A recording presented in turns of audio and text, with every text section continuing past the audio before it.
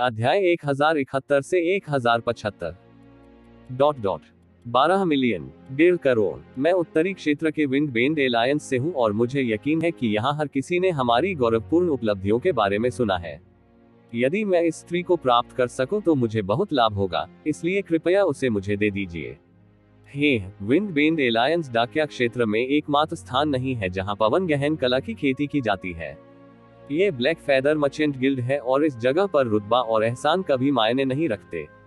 एक चीज जो मायने रखती है वह है धन। 20 मिलियन। पलक झपकते ही और कई लोगों के बीच बोली की कीमत 20 लाख बैंगनी गहरे पत्थरों तक पहुंच गई।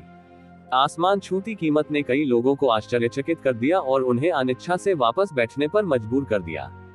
23 करोड़, 25 करोड़। यूं चेकी भौहें इस समय भी ढीली नहीं हुई थी। जब उसने एक बार होश में आकर चारों ओर देखा तो उसने देखा कि इस माल की उपस्थिति से कोई भी आश्चर्यचकित नहीं था। जाहिर तौर पर वे इस दृश्य के बहुत आदी थे। ये भूमिगत व्यापारी संघ जितना उसने शुरू में सोचा था उससे कहीं अधिक गंदा था। विंड यिन बॉडी वाली उस महिला को एक संप्रदाय की पहली मिस माना जाता था, लेकिन न केवल उसके संप्रदाय को एक ही रात में खत्म कर दिया गया, बल्कि उसे एक पिंजरे के अंदर बंद कर दिया गया और एक माल की तरह मंच पर नीलाम कर दिया गया। दयनीय अपनी स्थिति का वर्णन करना शुरू नहीं कर सका। यदि यह उसके निचले दायरे में हुआ होता तो वह खड़ा नहीं रहता और कुछ नहीं करता, लेकिन यहाँ इस स्थान पर वह इतना मूर्ख नहीं था कि इस बोली में हस्तक्षेप करता। बोली के अंत में महिला को अंततः 43 मिलियन बैंगनी गहरे पत्थरों की कीमत पर बेच दिया गया। आखिरकार उसे सबसे आगे की पंक्ति में बैठे एक युवक ने जीत लिया। जब युवक आगे बढ़ा और कुल 43 मिलियन बैंगनी गहरे पत्थरों का भुगतान किया तो उसने व्यक्तिगत रूप से गहरे ढांचे को खोल दिया और महिला को अपनी बाहों में खींच लिया। फिर वे दोनों उसकी सीट पर लौट आए। उस दयनीय महिला के लिए ये क्षण उसके जीवन का निर्णायक मोड़ था। उसकी दुर्दशा के प्रति गहरी सहानुभूति रखते हुए युनचे केवल प्रार्थना कर सकती थी कि उसका खरीदार एक अच्छा आदमी था जो उसके क्रूर भाग्य को यहीं और अभी समाप्त कर देगा, अन्यथा ये केवल नरकों का परिवर्तन होगा। बधाई हो सर, जी रुयान ने युवक की ओर आकर्षक ढंग से मुस्कुराते हुए कहा। मुझे यकीन है कि अब जब तुमने इस खूबसूरत महिला को पा लिया है तो तुम्हारी खेती में कई गुना सुधार होगा। मैं दोहरी खेती को नहीं समझता, लेकिन मैंने सुना है कि दोहरी खेती का सार न केवल यिन और यांग के विलय में निहित है, बल्कि दो दिलों के विलय में भी निहित है। ऐसा मिलन अक्सर अकल्पनीय रूप से चमत्कारिक परिणाम देगा, इसलिए आपको उसके साथ अच्छा व्यवहार करना चाहिए सर, अन्यथा आप उसकी विंड यिन बॉडी को थोड़ा बर्बाद कर रहे होंगे। बेशक, बाद वाले ने थोड़ा मुस्कुराते हुए कहा। यू चे ने जी रुयान पर एक लंबी नजर डाली। वह देख सकता था कि उसने यह बात पूरे दिल से कही थी और जब उसने उस महिला पर नजर डाली तो उसे दया की झलक भी दिखी। कम से कम उसमें अभी भी कुछ विवेक था। अब पंक्ति में अगली चीज है मिस रुयान। जी रुयान की बात पूरी होने से पहले ही अचानक एक चीख सुनाई दी और एक लंबा और ताकतवर आदमी अचानक सीटों के बीच से खड़ा हो गया। उसने अपना चेहरा या अपनी पोशाक नहीं छिपाई थी। उन्होंने अपने संप्रदाय का चिन्ह क्रोधित गर्वित आंखों वाला एक काला टर्सेल साहपूर्वक अपने कपड़ों पर पहना और उनकी आंखों में भयावह तेज चमक रहा था। उनकी जीवन शक्ति ने उनकी अविश्वसनीय रूप से कम उम्र को धोखा दिया, लेकिन उनके शरीर के चारों ओर बहने वाली गहन ऊर्जा की आभा असामान्य रूप से समृद्ध थी। वह दिव्य आत्मा क्षेत्र के शिखर पर एक साधक था और वह दिव्य क्लेश क्षेत्र तक पहुंचने से मात्र 1 इंच दूर हो सकता था। उसके अचानक रोने और हरकत ने सभी का ध्यान आकर्षित किया और पत्थर कक्ष में सभी लोग चुप हो गए। बहुत सारे लोग थे जो उसे अलग अलग स्तर के सम्मान से देख रहे थे और यह स्पष्ट था कि इस व्यक्ति की पृष्ठभूमि असाधारण थी। वह यंग युशान है। वह ब्लैक टर्सेल द्वीप के द्वीप स्वामी का सबसे छोटा पोता है और उसका संप्रदाय डाकिया क्षेत्र में तीसरा सबसे बड़ा है। यूचे के बगल में एक व्यक्ति ने धीरे से बुदबुदाया। ये भी कहा जाता है कि उसकी प्रतिभा उसके भाई बहनों में सर्वश्रेष्ठ है और वह भविष्य में द्वीप मास्टर का उत्तराधिकारी बन सकता है। सर यंग, जी रुयान मुस्कुराए। कृपया क्या मुझे आपके निर्देश मिल सकते हैं? मैं आपको निर्देश देने का साहस नहीं कर सकता मिस जी। हालांकि यंग युशान की आवाज उदासीन थी, लेकिन उसके व्यवहार में तीव्र अहंकार झलक रहा था, यह मानते हुए कि यह स्वयं महान ब्लैक फेदर मर्चेंट गिल्ड का निमंत्रण है। मैंने सोचा कि आपके पास एक अविश्वसनीय माल होना चाहिए जो हम सभी को मंत्रमुग्ध कर सकता है। इसे अपनी आंखों से देखने के लिए मैंने इस नीलामी में भाग लेने के लिए व्यक्तिगत रूप से हजारों किलोमीटर की यात्रा की है, लेकिन हालांकि आपने अब तक हमें जो माल दिखाया है वह बेकार कचरा नहीं है। मुझे कहना होगा कि वे सुखद नहीं है, कम से कम मुझे भी आश्चर्य हुआ। यंग युशान ने गर्व से अपना सिर उठाया और कहा, प्रोफाउंड गॉड कन्वेंशन अगले 2 वर्षों में आयोजित किया जाएगा और मैं इस भव्य आयोजन के लिए क्वालिफाई करने से केवल 1 इंच दूर हूँ। इसलिए मैं इन 2 वर्षों के दौरान अनावश्यक चीजों पर 1 मिनट भी बर्बाद नहीं कर सकता। यदि आपके पास वास्तव में हमें दिखाने के लिए कुछ सार्थक है, तो कृपया इसे अभी दिखाएं। आप महान ब्लैक फेदर मर्चेंट गिल्ड हैं, है ना? क्या आपको नहीं लगता कि आप जैसे लोगों के लिए अपने ग्राहकों को धोखे में रखना अशोभनीय है? यदि आपको हमें बस इतना ही देना है, तो मुझे वास्तव में अधिक महत्वपूर्ण मामलों के लिए चले जाना चाहिए। यंग युशान के शब्दों के कारण कई लोगों ने उस पर तिरछी नजर डाली। जो लोग अभी तक 100 वर्ष के नहीं हुए थे, उन्होंने विशेष रूप से अत्यधिक ईर्ष्या और डाह प्रदर्शित की। यंग युशान की उम्र और दिव्य आत्मा क्षेत्र की चरम साधना को ध्यान में रखते हुए 2 साल पूरे होने से पहले उनके लिए प्रोफाउंड गॉड कन्वेंशन के लिए योग्य बनने की अत्यधिक संभावना थी। इससे भी बेहतर बात यह है कि डाकिया क्षेत्र में 100 से अधिक लोग ऐसे नहीं हो सकते जो प्रोफाउंड गॉड कन्वेंशन के लिए अर्हता प्राप्त कर सके। जी रुयान खिली हुई आड़ू के फूल की तरह फैली हुई भौहों से खिलखिला रहे थे। आप वास्तव में अपनी प्रतिष्ठा के पात्र हैं, सर यंग। मैंने नहीं सोचा था कि आप प्रोफाउंड गॉड कन्वेंशन के लिए योग्य थे। हाँ, मैं बिना किसी पछतावे के मर सकता हूँ अगर मैं एक बार भी शाश्वत स्वर्ग ईश्वर क्षेत्र का दौरा कर सकूं, तो प्रोफाउंड गॉड कन्वेंशन में भाग लेना तो दूर की बात है। ये कुछ भी नहीं है। यंग युशान उदासीन लग रहा था, लेकिन वह गर्व से मुस्कुराए बिना नहीं रह सका। मुझे केवल ये जानने में दिलचस्पी है कि आपके संघ ने हमारे लिए कौन सा सुखद आश्चर्य तैयार किया है, मिस जी। यदि आपका तथाकथित सुखद आश्चर्य विंड इन बॉडी वाली वह महिला है, तो मुझे कहना होगा कि मैं ब्लैक फेदर मर्चेंट गिल्ड से बहुत निराश हूँ। जी रुयान फिर से हंसे और धीरे से कहा, आप सभी हमारे व्यापारी संघ के सबसे महत्वपूर्ण और सम्मानित अतिथि हैं और मैं आप में से किसी को भी निराश नहीं करने की हिम्मत करता हूँ, भले ही स्वर्ग मुझे अपना साहस दे। मैं इस सुखद आश्चर्य को इस नीलामी के अंत में प्रकट करने जा रहा था, लेकिन चूंकि सर यंग जल्दी में है, मैं निश्चित रूप से आपकी मांगों का आज्ञाकारी रूप से पालन करूंगा। जब उनका बोलना समाप्त हो गया, तो उन्होंने धीरे धीरे अपने हाथ उठाए और धीरे धीरे 4 बार ताली बजाई। रररम। एक धीमी गड़गड़ाहट के बाद जी रुयान के बगल में एक और पत्थर का मंच जमीन से ऊपर उठ गया। मंच के ऊपर एक समान सीलिंग गहन संरचना मौजूद थी। सबकी निगाहें पत्थर के चबूतरे पर टिकी थी। वे सभी सुखद आश्चर्य की आशा से प्रतीक्षा कर रहे थे। जाहिर है, माल एक और जीवित प्राणी था। जी रुयान चुप रही और उसके चेहरे पर एक रहस्यमयी मुस्कान आ गई। उसने अपनी उंगली से गहरे ढांचे को हल्के से थपथपाया और गहरा प्रकाश तुरंत गायब हो गया और आधी पारभासी स्क्रीन दिखाई दी और एक बच्चा पिंजरे के एक कोने में गेंद की तरह घूम रहा था। युन चे उसके चेहरे का केवल एक तरफ ही देख सका। लड़का शायद लगभग 10 साल का था और उसकी शारीरिक विशेषताएं बेहद विशिष्ट थी। उसके सिर पर हरे बाल और त्वचा स्वस्थ सफेद चमक रही थी। इन 2 विशेषताओं के कारण यू चे की आंखें 1 सेकंड के लिए ठिठक गईं, क्योंकि वे लकड़ी की आत्मा के रिकॉर्ड किए गए विवरण से पूरी तरह मेल खाते थे। क्या ये बच्चा लकड़ी की आत्मा हो सकता है? जब गहरा प्रकाश पूरी तरह से खत्म हो गया, तो युवा लड़का अवचेतन रूप से भीड़ की ओर थोड़ा मुड़ गया। उसके खुले कान काफी नुकीले थे और उसकी आंखों की पुतलियों का रंग भी हरा था। ये सभी विशेषताएं लकड़ी की आत्मा के विवरण से मेल खाती है। जब वुड स्पिरिट लड़के ने देखा कि डरावनी निगाहें उस पर टिकी हुई हैं, तो उसने अपने दांत भींच लिए और पत्ते की तरह कांपने लगा। उसकी आंखें, जो हरे क्रिस्टल जैसी दिखती थी, उनमें गहरा डर था, लेकिन उनमें एक भी आंसू नहीं था। जाहिर तौर पर उसके डर के अलावा गहरी नफरत भी थी। उसने नहीं सोचा था कि मिस्टर जी ने जिस विशेष वुड स्पिरिट ऑर्ब का उल्लेख किया है, वह एक जीवित लकड़ी की आत्मा होगी। एक लकड़ी की आत्मा। हाँ, यंग युशान ने उदासीन हंसी छोड़ी। ये सच है कि लकड़ी की आत्माओं की संख्या में गिरावट आ रही है और जीवित पकड़े गए किसी को ढूंढना और भी दुर्लभ है, लेकिन लकड़ी की आत्माओं को अभी भी कई जगहों पर खरीदा जा सकता है, जब तक कि किसी के पास पर्याप्त गहरे पत्थर हो। वास्तव में विंड इन बॉडी वाले लोग लकड़ी की आत्माओं से भी दुर्लभ हैं। क्या आप हमारे साथ एक खेल खेलने की कोशिश कर रही हैं, मिस रुयान? युन चे की भौहें सख्त हो गईं और उसने अपने हाथों को मुट्ठियों में भींच लिया। उसे एक वुड स्पिरिट ऑर्ब की आवश्यकता थी और यदि मंच पर वस्तु सिर्फ एक वुड स्पिरिट ऑर्ब थी, तो वह इसे खरीद लेगा, चाहे कीमत कुछ भी हो। लेकिन प्रदर्शित माल एक जीवित लकड़ी की आत्मा और उस पर एक बच्चा था। यदि वह वुड स्पिरिट ऑर्ब प्राप्त करना चाहता है, तो उसे लड़के को मारना होगा। इतनी जल्दबाजी मत करो, सर यंग। यदि वह वास्तव में एक सामान्य लकड़ी की आत्मा होती, तो मैं संभवतः आप सभी को यहाँ आमंत्रित करने के लिए सहन नहीं कर पाता। उसके लंबे पैर उसे लकड़ी की आत्मा वाले लड़के को फंसाने वाली गहरी संरचना के बगल में ले आए और उसने एक नाजुक उंगली को गहरी संरचना में फंसा दिया। उसने मुस्कुराते हुए कहा, कृपया सभी लोग ध्यान से देखें। गहरी ऊर्जा का एक कमजोर झोंका जिरुयान की उंगलियों से उड़ गया और भौहों के बीच वुड स्पिरिट लड़के को छू गया। वुड स्पिरिट लड़का पूरी तरह से कांप उठा, लेकिन वह पूरी तरह से चुप रहा।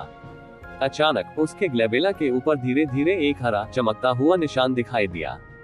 वाह! जैसे ही हरा चमकता हुआ निशान दिखाई दिया, पत्थर कक्ष में विस्मयादिबोधक का शोर गूंज उठा, जैसे कि कोई बम विस्फोट किया गया हो।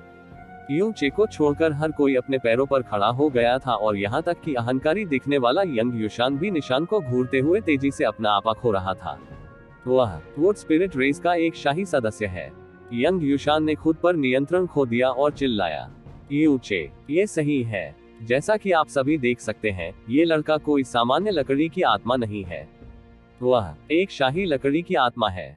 जी रुयान ने अपनी उंगली हटा दी, लेकिन उसके ग्लेबेला पर निशान लंबे समय तक नहीं हटा। मैं ये कहने का साहस कर रहा हूँ कि वहाँ मौजूद सभी लोगों ने ये निशान पहले देखा है, लेकिन मुझे यकीन है कि यह पहली बार है जब आप सभी की नजरें इस पर टिकी हैं। एक शाही लकड़ी की आत्मा। आखिरकार आखिरी शाही व्यक्ति 2000 साल से भी पहले प्रकट हुआ था। क्या उन्होंने नहीं कहा कि वुड स्पिरिट जाति के सभी शाही सदस्य नष्ट हो गए हैं? क्या ये वास्तव में वास्तविक है? यंग युशान की आवाज अकल्पनीय उत्साह से भरी थी। वे 2000 से अधिक वर्षों से गायब हैं, इसलिए ये स्वाभाविक है कि उन्हें विलुप्त माना गया। यहाँ तक कि मैंने भी सोचा था कि जिस दिन तक मैंने उसे नहीं पाया था, तब तक वे विलुप्त हो चुके थे। पत्थर कक्ष तुरंत इतना शांत हो गया कि कोई पिन गिरने की आवाज सुन सकता था। एकमात्र शोर जो मौजूद था वह गल्पों की निरंतर धारा थी। हर कोई निश्चित था कि ब्लैक फैदर मर्चेंट गिल्ड उन्हें निराश नहीं करेगा, अन्यथा वे इस व्यापार मेले में भाग लेने के लिए हजारों किलोमीटर से अधिक की यात्रा नहीं करते। लेकिन किसी ने भी कल्पना नहीं की थी कि इस बार सुखद आश्चर्य ऐसा हो सकता है बड़ा। ऐसा इसलिए था क्योंकि एक सामान्य लकड़ी की आत्मा और रॉयल्टी पूरी तरह से अलग अलग स्तरों पर थे। ये पकड़ी गई शाही लकड़ी की भावना निश्चित रूप से ऊपरी सितारा क्षेत्रों में भी भारी लहरें पैदा करेगी। एक शाही लकड़ी की आत्मा के पास दुनिया की प्रकृति की सबसे परिष्कृत शक्ति होती है। हालांकि यह शाही लकड़ी की भावना पूर्ण वयस्क नहीं हुई है, लेकिन मुझे यकीन है कि आप सभी उसके विभिन्न प्रकार के उपयोगों से अवगत हैं। फिर भी मुझे आपकी सारी यादें ताज़ा करने की इजाजत दीजिए। यदि आपके पास रॉयल वुड स्पिरिट है, तो आप सभी प्रकार की असाधारण वनस्पतियों और स्पिरिट जड़ी बूटियों का पोषण करने में सक्षम होंगे, चाहे उन्हें उगाने की आवश्यकता कितनी भी कठोर क्यों न हो। इसके अलावा उनकी विकास गति सामान्य से कम 10 गुना होगी। निस्संदेह अपने आवास में जीवित लकड़ी की आत्मा रखना अविश्वसनीय रूप से जोखिम भरा है, और मुझे यकीन है कि आप में से अधिकांश लोग ऐसा जोखिम लेने को तैयार नहीं है। उस मामले में उनका वुड स्पिरिट ऑर्ब अभी भी बहुत अविश्वसनीय है। रॉयल वुड स्पिरिट का वुड स्पिरिट ऑर्ब सामान्य वुड स्पिरिट ऑर्ब से बिल्कुल बेहतर है। भले ही वह आत्महत्या कर ले और अपनी आत्मा की परिक्रमा को नष्ट कर दे, भले ही परिक्रमा के अंदर की आत्मा की 80% ऊर्जा नष्ट हो जाए, जब तक हम इसे 100 सांसों के समय में निकाल सकते हैं, तब भी ये पूरी तरह से बरकरार रहने से बेहतर है सामान्य वुड स्पिरिट ऑर्ब। यह एक शीर्ष श्रेणी का खजाना है जिसे आप प्राप्त नहीं कर सकते, चाहे आपके पास कितने भी गहरे पत्थर क्यों न हो। ये सुनते ही युन चे की अभिव्यक्ति बहुत बदल गई। उसे एक वुड स्पिरिट ऑर्ब की आवश्यकता थी जिसमें कम से कम 70% स्पिरिट ऊर्जा बची हो, लेकिन इस प्रकार का वुड स्पिरिट ऑर्ब इतना दुर्लभ था कि इसे ढूंढना लगभग असंभव था। लेकिन अगर उसे लड़के का वुड स्पिरिट ऑर्ब लेना था, भले ही उसे इसे बलपूर्वक लेना था और भले ही लड़का इसे निकालने से पहले आत्महत्या करने में कामयाब हो गया हो, ऑर्ब के अंदर मौजूद स्पिरिट ऊर्जा अभी भी पूरी तरह से बेहतर थी। अक्षुवण सामान्य लकड़ी आत्मा गोला, वह पूरी तरह से योग्य था, नहीं अपनी आवश्यकताओं के लिए अति योग्य। इस वुड स्पिरिट ऑर्ब की मदद से यदि आप दवा बनाते हैं तो असफलता लगभग कभी नहीं होती, चाहे वह कितनी भी उच्च श्रेणी की क्यों न हो। इस वुड स्पिरिट ऑर्ब की मदद से दिव्य राजा क्षेत्र के नीचे कोई बाधा नहीं होगी। यदि कोई व्यक्ति जिसका जीवन काल अपनी सीमा तक पहुंच रहा है, इस वुड स्पिरिट ऑर्ब को प्राप्त करता है, तो वे इसे कई हजार वर्षों तक बढ़ा सकते हैं। यह एकमात्र वस्तु है जहां आप जीवन के बदले गहरे पत्थरों का उपयोग कर सकते हैं, आप जानते हैं। वुड स्पिरिट ऑर्ब वास्तव में एकमात्र कीमती वस्तु थी जो पूरी तरह से वुड स्पिरिट से संबंधित थी।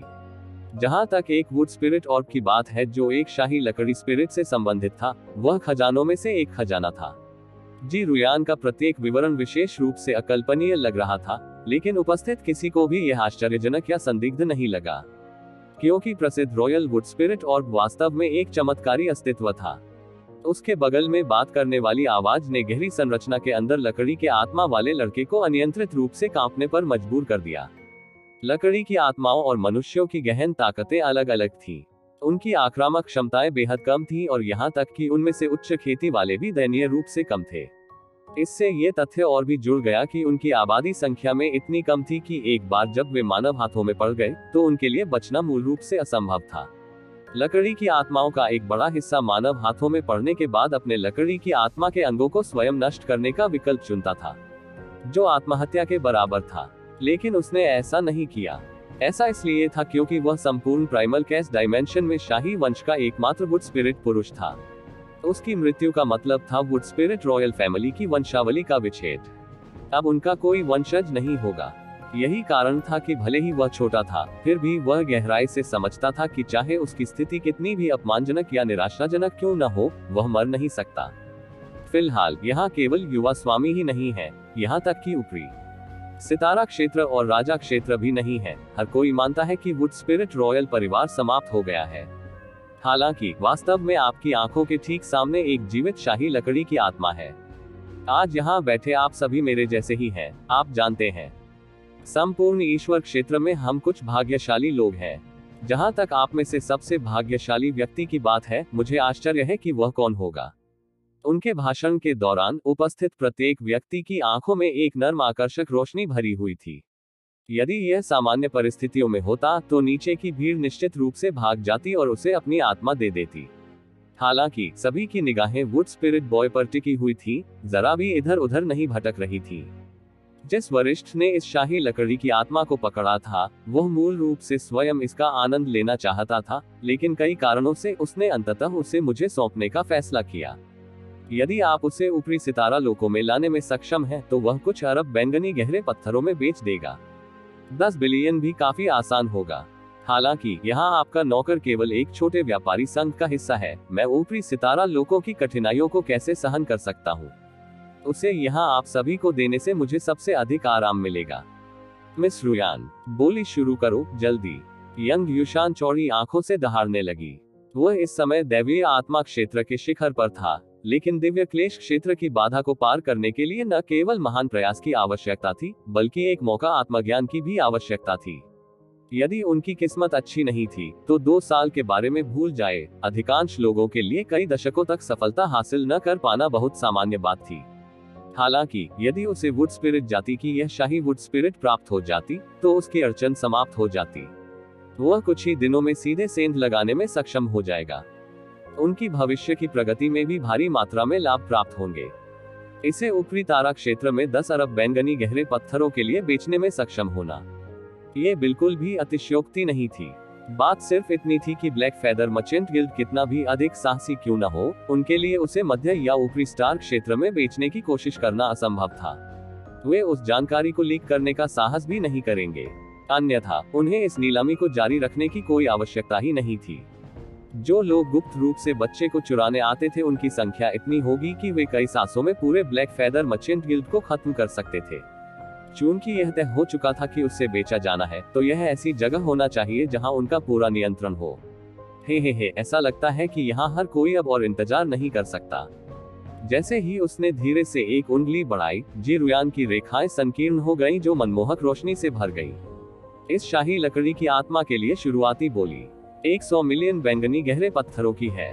100 मिलियन बैंगनी गहरे पत्थर किसी के लिए भी एक खगोलीय संख्या थी, लेकिन अगर यह वह कीमत थी जो उन्हें शाही लकड़ी की आत्मा खरीदने में सक्षम बनाती, तो प्राप्त लाभ बस अगणनीय था।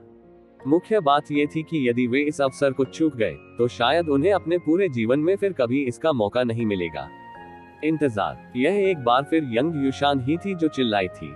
उसने एक कदम आगे बढ़ाया और थोड़ी तेजी से सांस लेते हुए कहा, मिस रुयान, मैं आज जल्दी में था, इसलिए मेरे हाथ में जो गहरे पत्थर हैं, वे ज्यादा नहीं हैं। क्या मैं?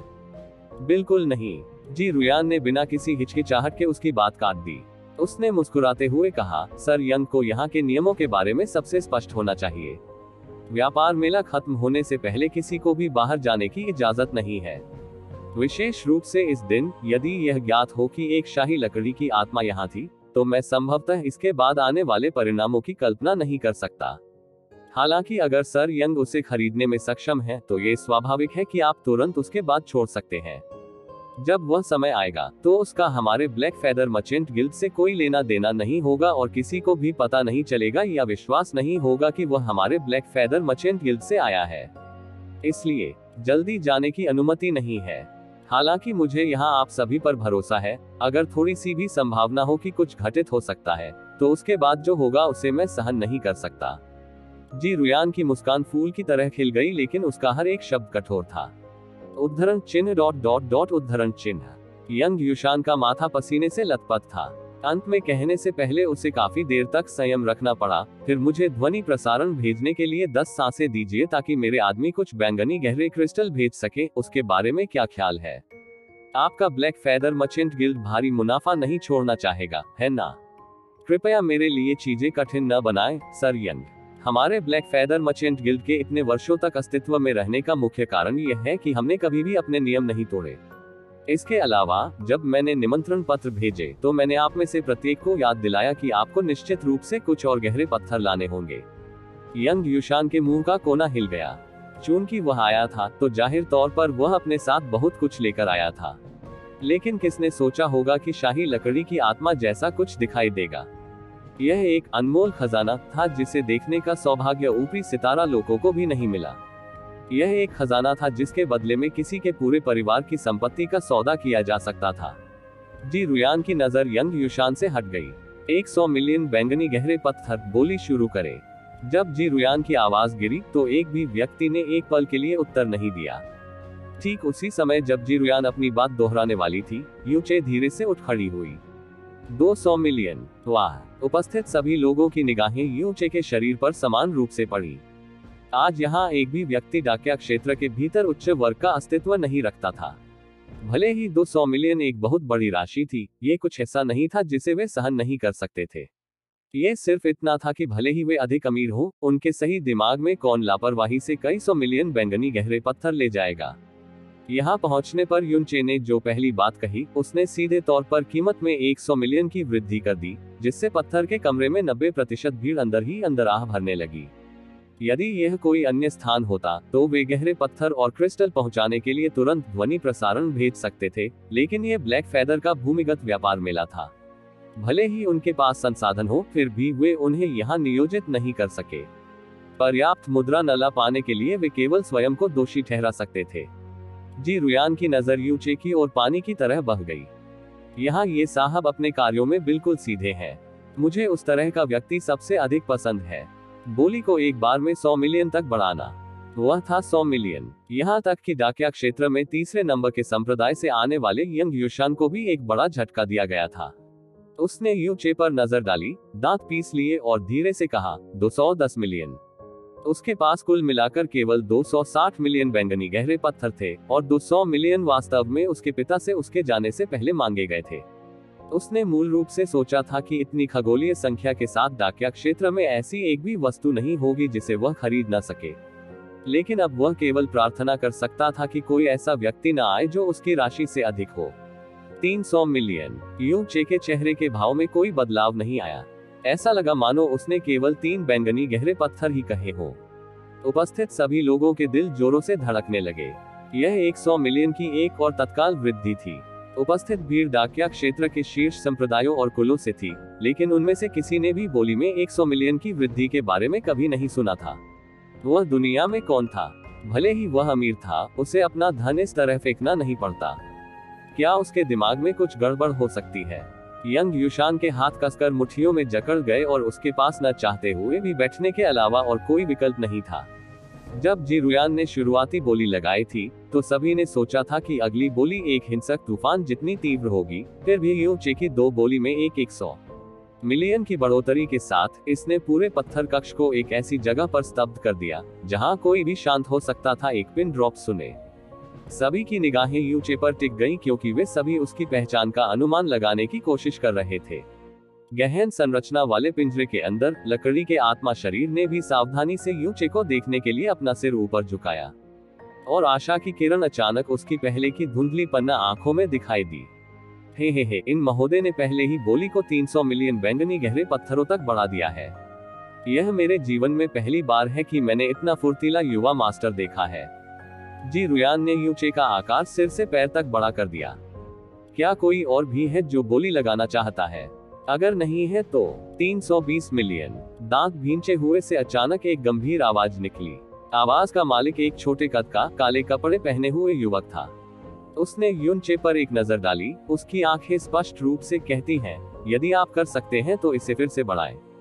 400 मिलियन। एक पल की भी झिझक के बिना यूचे ने ठंडे स्वर में कीमत बता दी, लगभग उसी पल जब दूसरे पक्ष की आवाज गिरी। और यह अभी भी 100 मिलियन की सीधी वृद्धि थी। काले कपड़े पहने वह युवक तुरंत अपनी जगह पर अकड़ गया और काफी देर तक अवाक रह गया। 400 मिलियन बैंगनी गहरे पत्थर एक जबरदस्त राशि थी जिसकी एक सामान्य व्यक्ति कल्पना भी नहीं कर सकता था। हालांकि ये वही था जो यूनचे ने बिना किसी प्रयास के आइस विंड एम्पायर के खजाने में जमा कर लिया था। परिणाम स्वरूप उसे बिल्कुल भी दर्द नहीं हुआ, भले ही उसने सब कुछ फेंक दिया हो। इस बार जी रुयान का छोटा मुंह भी बंद होने से पहले काफी देर तक थोड़ा खुला रहा। अदृश्य अत्याचार से भरी एक ठंडी उदासीन आवाज के साथ हर बार 100 मिलियन की वृद्धि ने उपस्थित सभी लोगों पर इतना दबाव डाला कि वे बेहोश होकर घुटन महसूस करने लगे, सांस लेने में असमर्थ हो गए। कोई और बोली बढ़ाने नहीं गया क्योंकि सभी की निगाहें यूचे पर टिकी थी। हालांकि उनमें से कोई भी उसके चेहरे को नहीं पहचानता था, लेकिन वे आश्वस्त थे कि हालांकि इस व्यक्ति की गहन शक्ति इतनी असाधारण नहीं थी, उसकी पृष्ठभूमि निश्चित रूप से असाधारण थी। उन्होंने जिस प्रभावशालीता का परिचय दिया, जिससे उनमें डर पैदा हुआ, वह कोई भी सामान्य व्यक्ति नहीं कर सकता था। 400 करोड़। यह अब 400 मिलियन बैंगनी गहरे पत्थर हैं। क्या कोई और है जो इस बोली को बढ़ाना चाहता है? यह एक शाही लकड़ी की आत्मा है। यह आपके जीवन में एकमात्र मौका हो सकता है कि आप ऐसा प्रस्ताव देखेंगे। तुम्हें इसे चूकना नहीं चाहिए। जी रुयान ने कई बार पुकारा, लेकिन किसी और ने बोली नहीं बढ़ाई।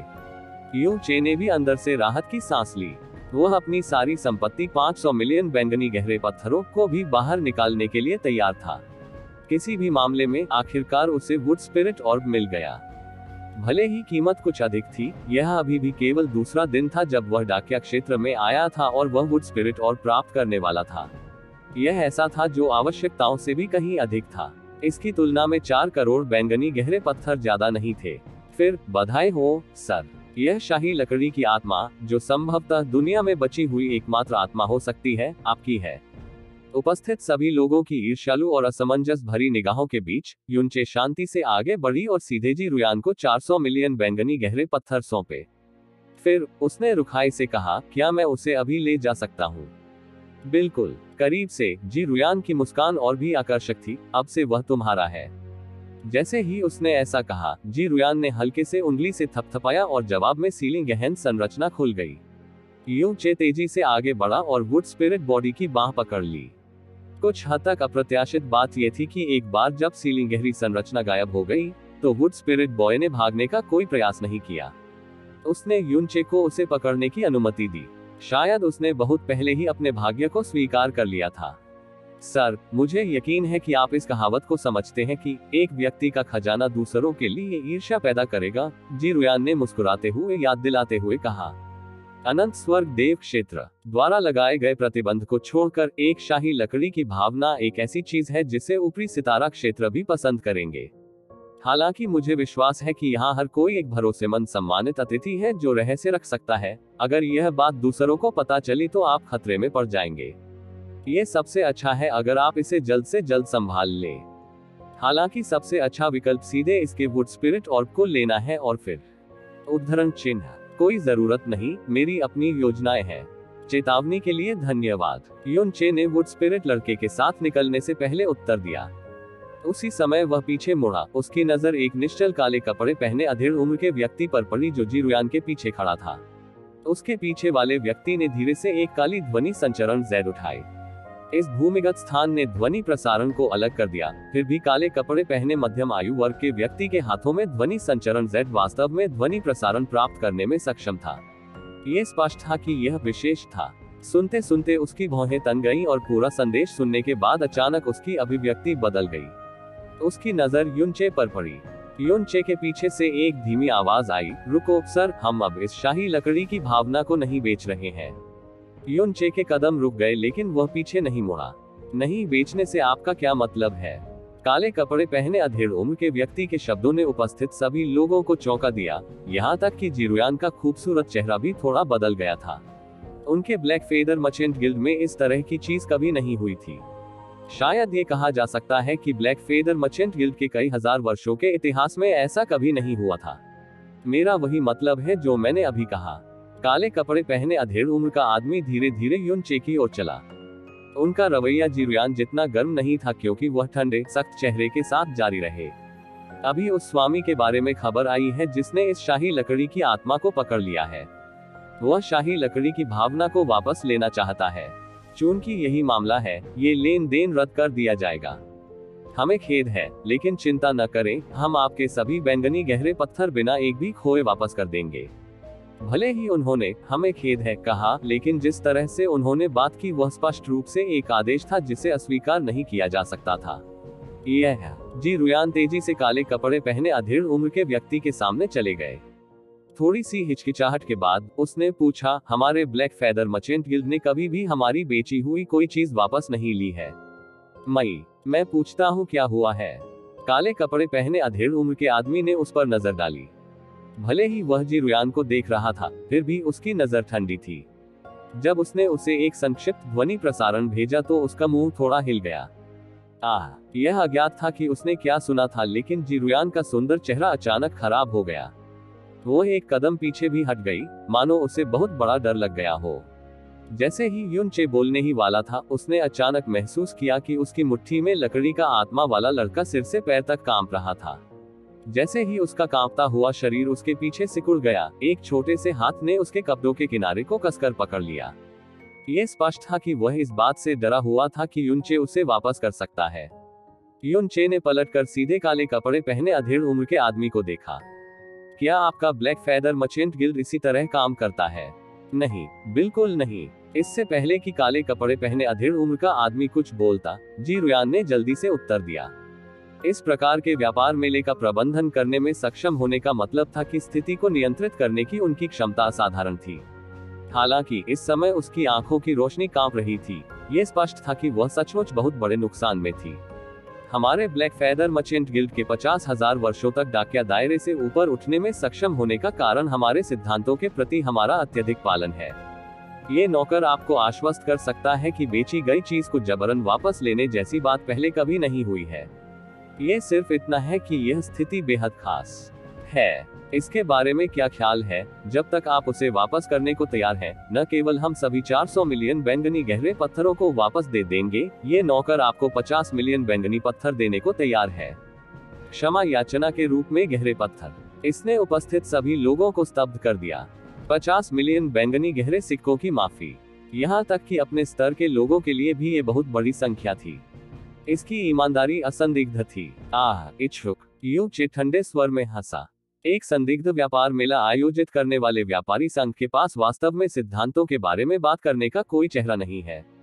युनचे ने लगातार ताना मारा। मूल रूप से उसने सोचा कि वह बिना किसी परवाह के इसे हंस देगी। उसे उम्मीद नहीं थी कि जिरुयान तुरंत पीली पड़ जाएगी और अपना सिर झुका लेगी। उसने बिना कोई प्रत्युत्तर दिए जोर से अपने होंठ काटे। युनचे ने फिर से काले कपड़े पहने अधेड़ उम्र के आदमी की ओर देखा और भावहीन होकर कहा, मुझे लगता है कि आप पूरी तरह से कुछ गलत समझ रहे हैं। मैंने पहले ही वे सभी गहन पत्थर सौंप दिए हैं जिनका मुझे भुगतान करना था। अब जब यह शाही लकड़ी की भावना मेरे हाथ में है, तो लेन देन पहले ही पूरा हो चुका है। उस स्थिति में 400 करोड़ गहरे पत्थर आपके हैं और ये लकड़ी की भावना मेरी है। इसका अब आपके ब्लैक फेदर मर्चेंट गिल्ड से कोई संबंध नहीं है। वापस लो। ऐसा लगता है कि आपके पास ये शब्द कहने की कोई योग्यता नहीं है। कमरे में मौजूद हर किसी की सांसें अटक गईं और वे एक दूसरे को निराशा से देख रहे थे। ये ब्लैक फेदर मर्चेंट गिल्ड का क्षेत्र था, इसलिए किसी ने भी कार्रवाई करने की हिम्मत नहीं की। बहुत से लोग इस काले कपड़े पहने अधेड़ उम्र के व्यक्ति की पहचान का स्पष्ट रूप से अनुमान लगाने में सक्षम थे, इसलिए वे अविश्वसनीय रूप से डरे हुए थे। यही कारण था कि किसी ने भी जिरुयान से उस काले कपड़े वाले व्यक्ति की पहचान के बारे में पूछने की हिम्मत नहीं की। कौन जानता था कि यू चे इस काले कपड़े वाले आदमी के सामने इतना अड़ियल व्यवहार करेगा। हाँ, जवान आदमी, इतना उतावला न होना ही सबसे अच्छा है, काले कपड़े पहने अधेड़ उम्र का आदमी वास्तव में हंसा। आप ठीक कह रहे हैं। चूंकि लेन देन पूरा हो गया है, आपको ही शाही लकड़ी की भावना लौटानी होगी। इसे जबरन वापस लेना वास्तव में उचित नहीं है, लेकिन मुझे आपको चेतावनी देनी चाहिए, जो लोग इस लकड़ी की भावना चाहते हैं, वे आप और मैं दोनों ही हैं, जिन्हें आप अपमानित नहीं कर सकते, मुझसे ज्यादा आप हैं। वास्तव में ये सबसे अच्छा होगा यदि आप इसे आज्ञाकारी रूप से लौटा दें ताकि सब कुछ ठीक हो जाए। मुझे डर है कि आप अन्यथा परिणामों को नहीं संभाल सकते। ये बिल्कुल स्पष्ट था कि वह भी सभी प्रकार की सभ्यता को छोड़ना नहीं चाहते थे। आखिरकार यू चे का बिना पलक झपकाए 400 मिलियन बैंगनी गहरे पत्थरों को फेंकने में सक्षम होना आश्चर्यजनक था। इसका निश्चित रूप से मतलब ये था कि उनके पास बेहद मजबूत समर्थक और पृष्ठभूमि थी। जब तक उसके पास कोई अन्य विकल्प न हो, ये स्पष्ट था कि वह उसे पूरी तरह से अपमानित करने का विकल्प नहीं चुनेगा। लेकिन उसे यह नहीं पता था कि किसी समर्थक की बात तो दूर, यू चे के पास कोई साथी भी नहीं था। वह बिल्कुल अकेला था। सर, यदि 50 करोड़ बैंगनी गहरे पत्थर मुआवजे के लिए पर्याप्त नहीं है, तो आप कोई अन्य शर्त रख सकते हैं। जब तक यह मेरी क्षमता के भीतर है, मैं निश्चित रूप से आपको संतुष्ट करूंगी, जिरुयान ने धीरे से कहा। उसकी आंखों में हल्की सी याचना और चिंता की चमक आ गई।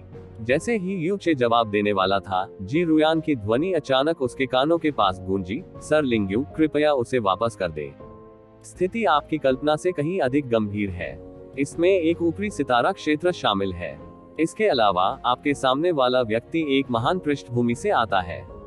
इस तथ्य का लाभ उठाएं कि वह वर्तमान में आपको जल्दी से अनुपालन करने के लिए पूरी तरह से अपमानित करने को तैयार नहीं है, अन्यथा वह न केवल इसे जबरन वापस ले लेगा, बल्कि वह आपको मार भी सकता है। निचले तारा क्षेत्र के लिए ऊपरी तारा क्षेत्र का अस्तित्व स्वर्ग में एक महल के समान था। यदि कोई ऊपरी सितारा क्षेत्र वास्तव में इसमें शामिल होता, तो निचले सितारा क्षेत्र का राजा भी डर के मारे पीला पड़ जाता और लड़खड़ाते हुए लकड़ी की आत्मा को सौंप देता। दुर्भाग्य से उन्हें यू चे का सामना करना पड़ा। उसने अपनी आंखें सिकोड़ ली और नाटक किया कि उसने जिरुयान की ध्वनि नहीं सुनी है, और वह काले कपड़े पहने अधेड़ उम्र के व्यक्ति पर ठहाके लगाकर हंस रहा था। वह पहले से ही मेरा है। यदि मैं उसे सौंपना नहीं चाहता, तो तुम मेरे साथ क्या करोगे? महोदय, जिरुयान ने धीरे से कहा। हा, काले कपड़े पहने अधेड़ उम्र का आदमी अजीब तरह से हंसा, लेकिन उसके चेहरे पर कोई मुस्कान नहीं थी। ऐसा लगता है कि आप इसे कठिन तरीके से करना पसंद करेंगे। उसके स्वर और अभिव्यक्ति में बदलाव के बाद पूरा कमरा अचानक दमनकारी हो गया। हा, युन चे भी उसी तरह हंसे। क्या चून की मोटी चमड़ी से पूछने से काम नहीं चलता? अब तुम बेशर्मी से सबके सामने चोरी करना चाहते हो? काले कपड़े पहने अधेड़ उम्र के आदमी ने फिर कोई जवाब नहीं दिया, और अचानक ठंडी ठंडी हवा चली। जैसे कि वह रात में गड़गड़ाहट की गति से भागता हुआ एक कालाबाज था। उसने अपना हाथ खोला और यू चे के पीछे लकड़ी के स्पिरिट लड़के को पकड़ लिया। जब काले कपड़े पहने अधेड़ उम्र के व्यक्ति ने अचानक कार्रवाई की, तो दैवीय क्लेश क्षेत्र की शक्तिशाली गहन ऊर्जा कमरे के भीतर उमड़ पड़ी, जिसने तुरंत आगे की पंक्ति में बैठे लोगों को भयभीत कर दिया। युन चे ने वुड स्पिरिट लड़के को अपने पीछे धकेल दिया।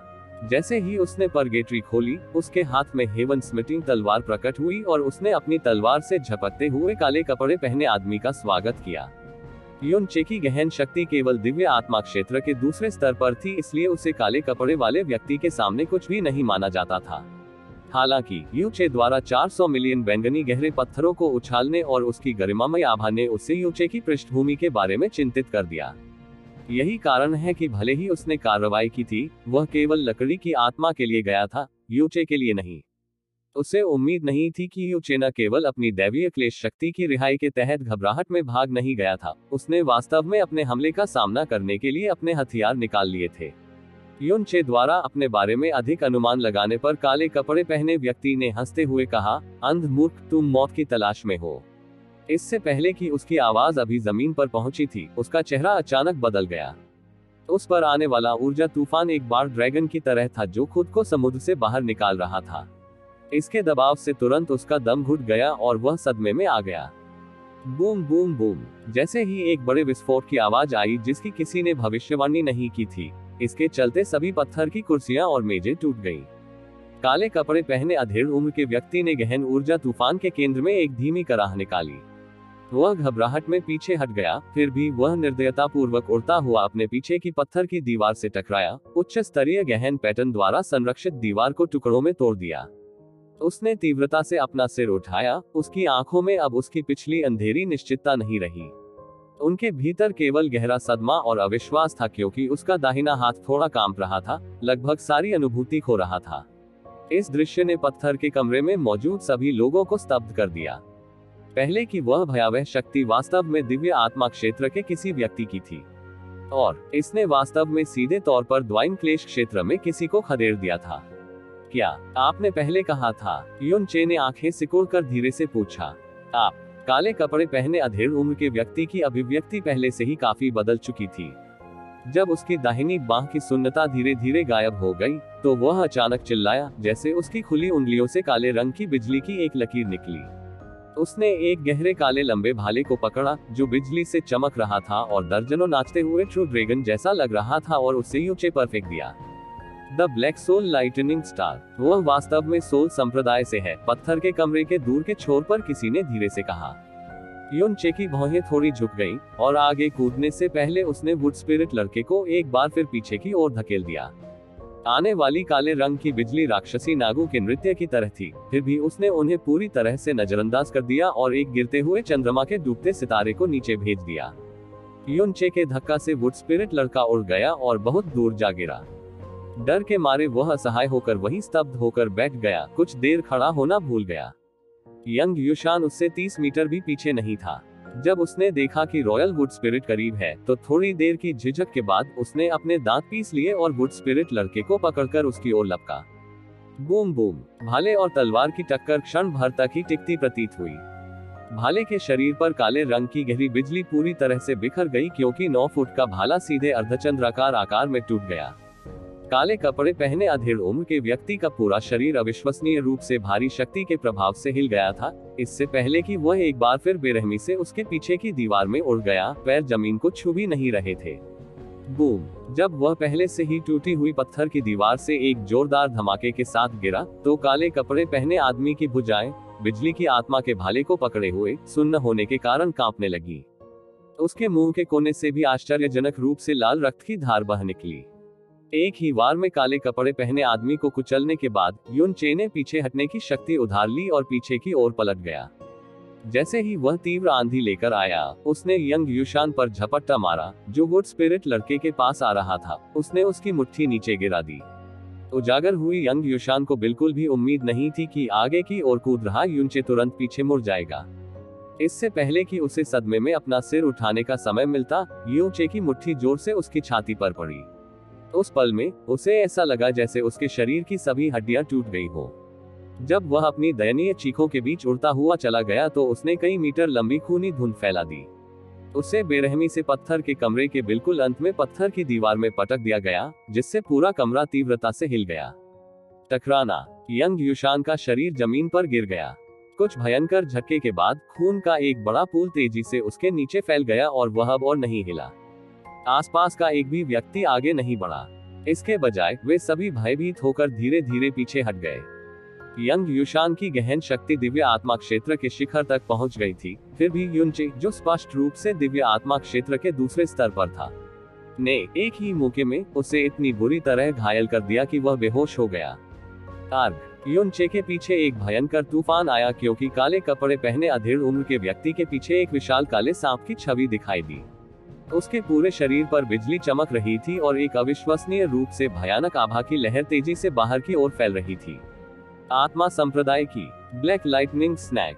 किसी ने चौंक कर कहा, बच्चे, तुम ही हो जिसने इसके लिए कहा था। दांत भींचने के कारण काले कपड़े पहने अधेड़ का रंग काला पड़ गया। रेप। बिजली कड़कने लगी। काले कपड़े पहने आदमी की भयंकर दहाड़ के बाद वह काले सांप की छवि अचानक जीवित हो गई और भाले पर फिसलते हुए अपने साथ उसके शरीर पर सारी बिजली गिरा दी। एक पल में काला आत्मा भाला एक विशाल द्वेषपूर्ण सांप में बदल गया। इसने अपने काले नुकीले दांत फैलाए और भयानक बिजली के साथ युन चे पर आया। युन चे द्वारा 2 बार पीटे जाने के बाद काले कपड़े वाला व्यक्ति गुस्से में था। अब उनमें न तो अपने प्रतिद्वंद्वी को कमतर आंकने की हिम्मत थी और न ही जरा भी पीछे हटने की। वास्तव में उससे पहले से ही डर और घबराहट महसूस होने लगी थी, क्योंकि उसने मूल रूप से प्रारंभिक चरण दिव्य आत्मा क्षेत्र यूचे को कुछ भी नहीं माना था, इसलिए उसे बिल्कुल भी चिंता नहीं थी कि वह शाही लकड़ी की आत्मा के साथ बच सकता है। उसने कभी सपने में भी यह उम्मीद नहीं की थी कि यूचे की असली ताकत, जिसके पास स्पष्ट रूप से दिव्य आत्मा क्षेत्र के दूसरे स्तर पर गहरी ताकत थी, वास्तव में सामान्य ज्ञान को चुनौती देने के लिए इतनी डरावनी होगी। उसे डर यूचे का नहीं बल्कि उस भाग्य का था जिसका उसे सामना करना पड़ेगा यदि उसने यूचे को शाही लकड़ी की आत्मा को ले जाने की अनुमति दे दी। यह मौत से भी बदतर होगा। यूचे को म्यू जुआनिन का आइस फीनिक्स महत्वपूर्ण यिन प्राप्त हुए अभी 2 दिन भी नहीं बीते थे, इसलिए वह पूरी तरह से स्पष्ट नहीं था कि उसकी वर्तमान ताकत वास्तव में कहाँ है। हालांकि एक बार जब उन्हें एहसास हुआ कि दैवीय क्लेश क्षेत्र के शुरुआती चरणों में इस काले कपड़े वाले व्यक्ति ने उन पर ज्यादा दबाव नहीं डाला था, तो उन्हें खुद पर पूरा भरोसा था। चौतरफा हमले के सामने यूचे ने आने वाले हमले का सामना करने से पहले एक बार फिर वुड स्पिरिट लड़के को दूर धकेल दिया। इस बार वुड स्पिरिट लड़के को और भी दूर धकेल दिया गया था। हालांकि यंग युशान सभी के लिए एक सबक थी, इसलिए किसी ने भी आगे बढ़ने की हिम्मत नहीं की। नष्ट हो रहा है आकाश, नष्ट हो रहा है पृथ्वी। काले कपड़े पहने आदमी का काला बिजली वाला सांप अतुलनीय रूप से भयानक था और यूचे का वर्तमान प्रहार उसके पिछले प्रहार से कई गुना अधिक शक्तिशाली था। हेवन स्मिटिंग स्वॉर्ड द्वारा उठाए गए ऊर्जा तूफान के भीतर काले बिजली वाले सांप को तुरंत दबा दिया गया। हालांकि जैसे कि वह पूरी तरह से क्रोधित हो गया हो, वह चिल्लाया और तलवार की ताकत का विरोध करते हुए गहन ऊर्जा तूफान पर झपट पड़ा। बूम बूम, जैसे कि 9वें स्वर्ग से गड़गड़ाहट नश्वर क्षेत्र पर उतरी, छुपा हुआ भूमिगत पत्थर का कमरा हिलते ही अलग होने लगा।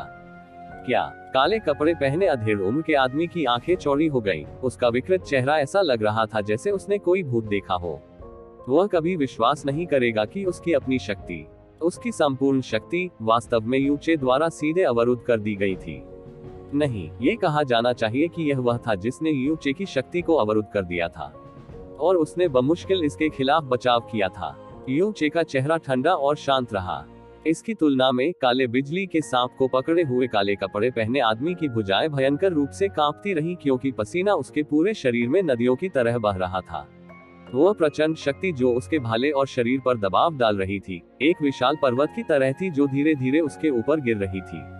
आप जैसे जैसे भारी तलवार धीरे धीरे नीचे दबती गई, काला आत्मा भाला धीरे धीरे झुकता गया और उसके चारों ओर लिपटा हुआ काला बिजली वाला सांप विलाप करने लगा।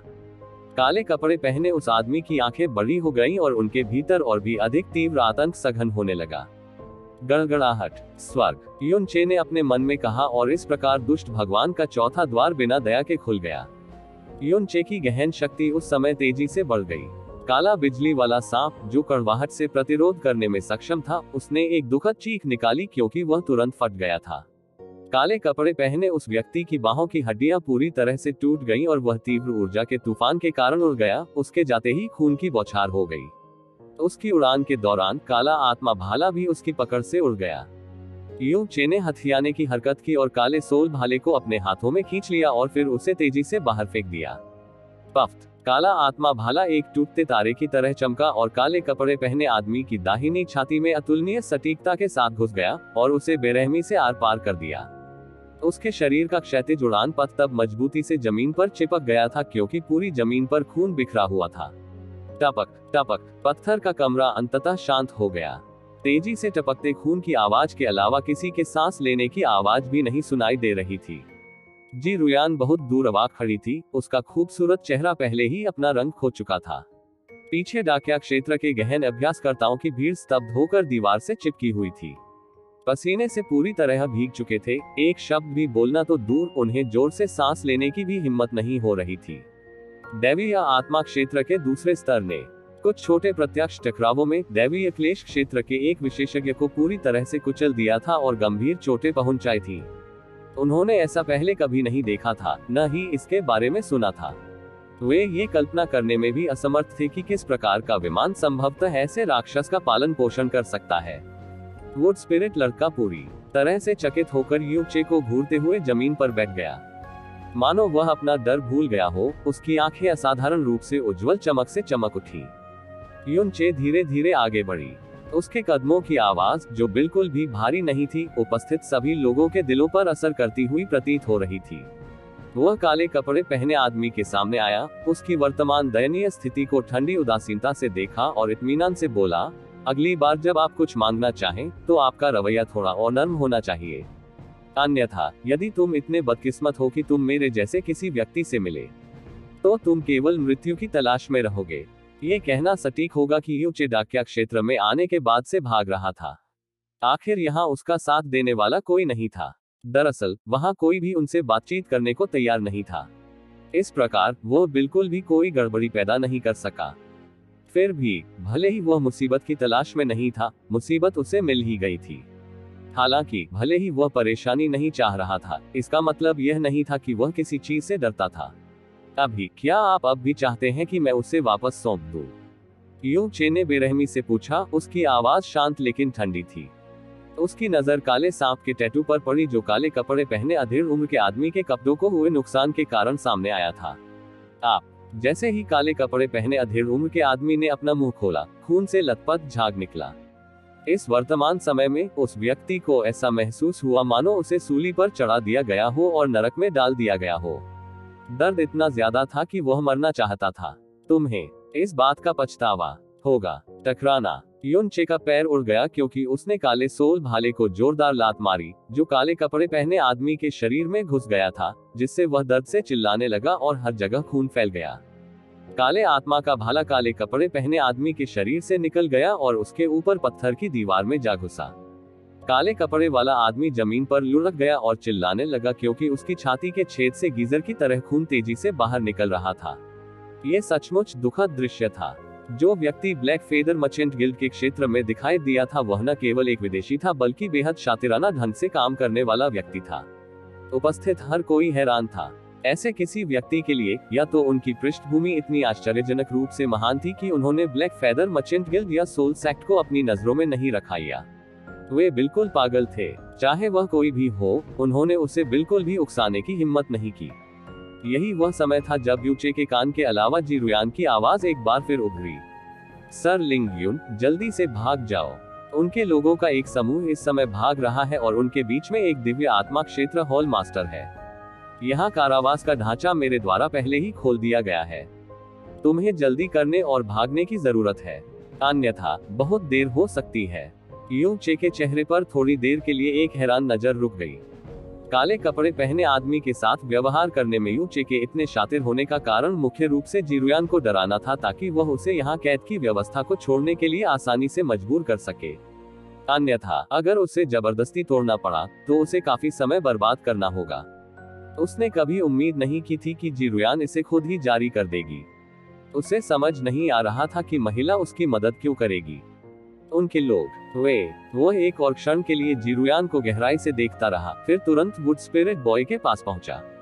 लड़के का हाथ पकड़कर यू चे आकाश में उड़ गया और तेजी से चला गया। Bang bang bang. गहन गठन अभी भी मौजूद था, लेकिन जैसे ही वह वहां से गुजरा वह टूट गया था। ऐसा लग रहा था जैसे जीरुयान ने उसे धोखा नहीं दिया था। कैद की संरचना की 4 परतों से गुजरते समय उसे थोड़ा सा भी प्रतिरोध का अनुभव नहीं हुआ। यू चे ने एक्सट्रीम मिराज लाइटनिंग को अंजाम दिया और फिर तेजी से अपनी गति बढ़ा दी और वह अचानक विशाल अंधेरे आकाश में गायब हो गया। डाकिया क्षेत्र का अंधेरा विशेष रूप से गहरा और गहरा था, जिससे इसके भीतर छिपना स्वाभाविक रूप से आसान हो गया था। युन चे सीधे दक्षिण की ओर चला गया, डाकिया शहर के एक छोटे से आधे हिस्से को पार करते हुए। ये पुष्टि करने के बाद कि कोई उसे पीछे से ट्रैक नहीं कर रहा था, अंततः वह धीमा हो गया। पास में एक एकांत और गैर आबादी वाला क्षेत्र पाकर वह रुक गया और तुरंत अपनी आभा को वापस लेने के लिए हिडन फ्लोइंग लाइटनिंग का उपयोग किया। जहां तक वुड स्पिरिट रेस के लड़के का सवाल है, जिसे युन चे ने पकड़ लिया था, वह उस क्षण से लेकर अब तक असाधारण रूप से शांत था जब वे भाग गए थे। लड़का बिल्कुल भी चिल्लाया या संघर्ष नहीं किया था और असामान्य रूप से शांत था। जब युन चे जीरुयान द्वारा कहे गए शब्दों के साथ साथ काले कपड़े पहने हुए व्यक्ति के शब्दों पर विचार कर रहा था, तो उनके आसपास कोई आवाज नहीं सुनी जा सकती थी। वाक्य "इसमें एक ऊपरी सितारा क्षेत्र शामिल है" ने उन्हें विशेष रूप से चिंतित कर दिया। क्या ऐसा हो सकता है कि ऊपरी तारा क्षेत्र के किसी प्रतिष्ठित व्यक्ति को शाही लकड़ी की आत्मा के अस्तित्व के बारे में पता चला हो? यदि ऐसा है तो भले ही उसने इसे अभी ठीक कर दिया हो, ये निस्संदेह एक बहुत बड़ा रिसाव था।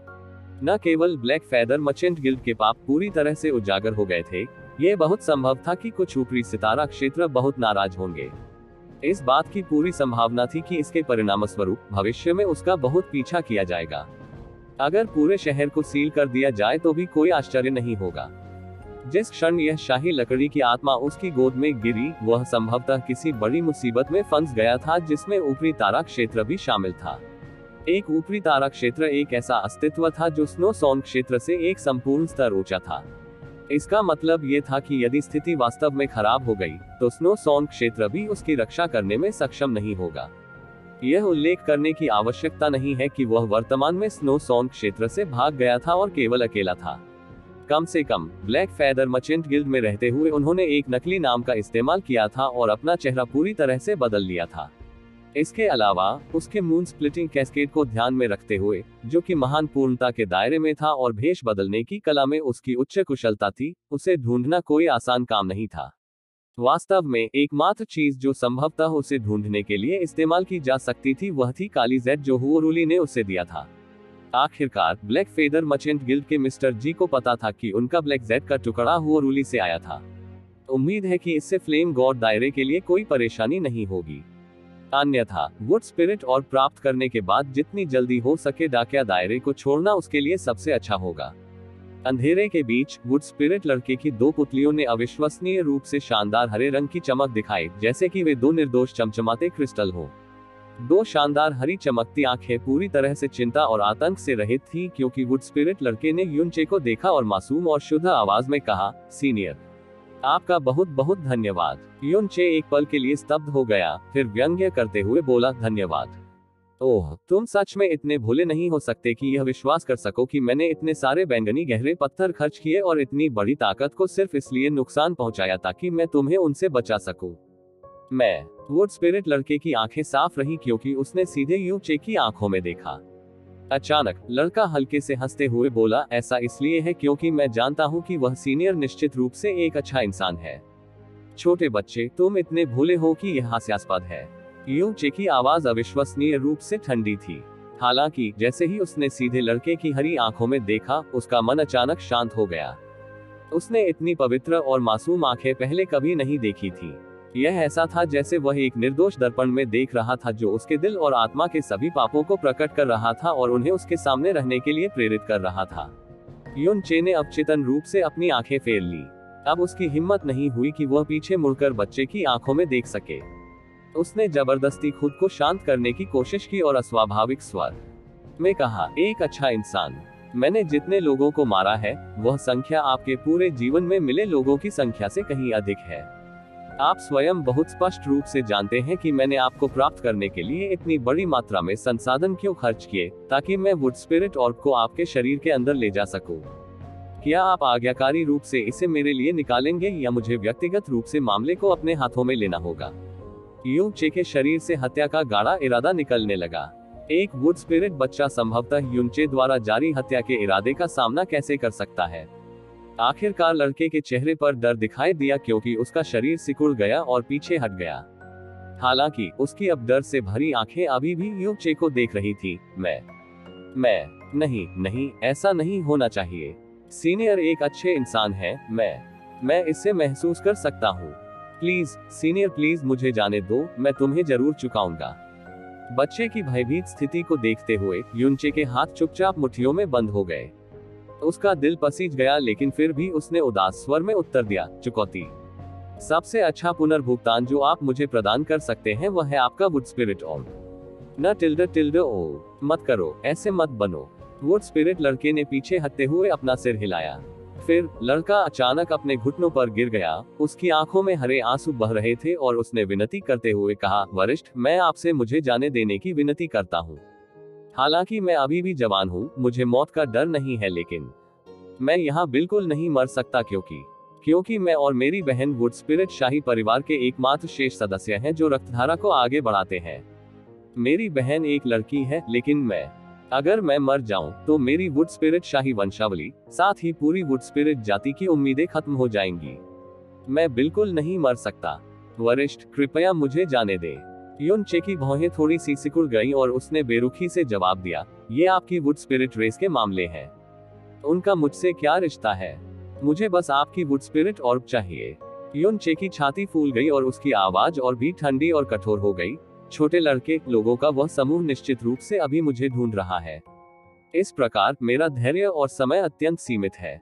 अब मैं तुम्हें निर्णय लेने के लिए 10 सांसों का समय दूंगा। या तो आप आज्ञाकारी रूप से मुझे अपना वुड स्पिरिट ऑर्ब दे दें, या आप अपने वुड स्पिरिट ऑर्ब को जबरदस्ती आत्मा विनाश कर सकते हैं। चुने की मृत्यु का कौन सा तरीका आपके लिए अधिक सम्मानजनक है। बावजूद इसके मेरे लिए परिणाम वही है। अन्यथा यदि आप मुझे हटने के लिए मजबूर करेंगे तो मुझे डर है कि आपकी मृत्यु आसान नहीं होगी।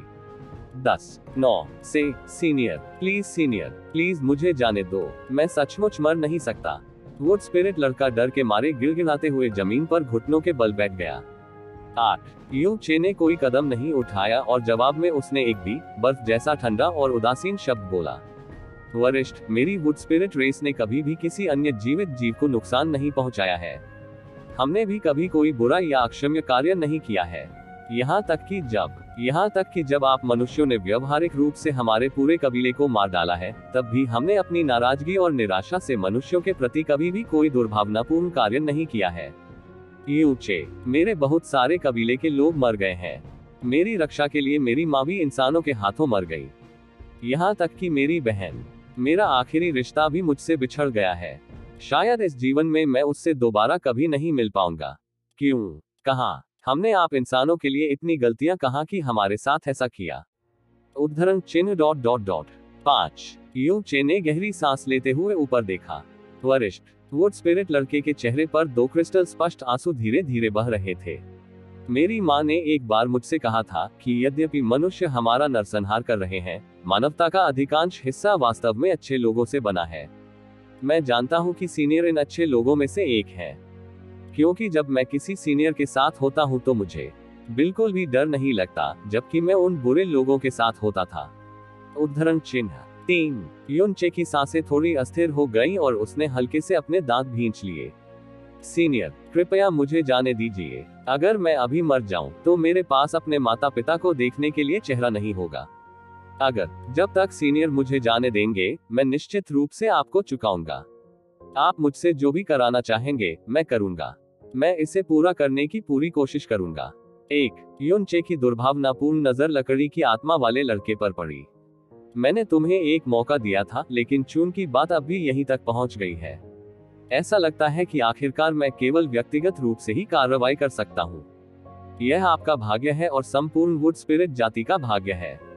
यदि तुम्हें नाराजगी है तो हमसे जितनी चाहे नाराजगी करो। युन चे का शरीर अचानक से घूम गया क्योंकि उसकी दाहिनी बाह में गहन ऊर्जा का संचार हुआ और वह सीधे अपने पंजे वाले हाथ से वुड स्पिरिट लड़के की छाती पर जा लगा। लकड़ी की आत्मा वाले लड़के के कमजोर शरीर में आसानी से प्रवेश करने के लिए बल पर्याप्त से अधिक था। वरिष्ठ, वुड स्पिरिट लड़का रोया।